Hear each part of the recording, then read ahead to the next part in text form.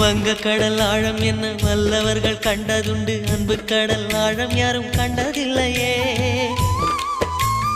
என்னுடைய நாயகனே ஊர்வணங்கும் நல்லவனே, உன்னுடைய அன்பு கந்த வானம் எல்லையே. எனக்கென வந்த தேவதையே சரிபாதி நீ அல்லவா. நடக்கையில் உந்தன் கூட வரும் நிழல் போலே நான் அல்லவா.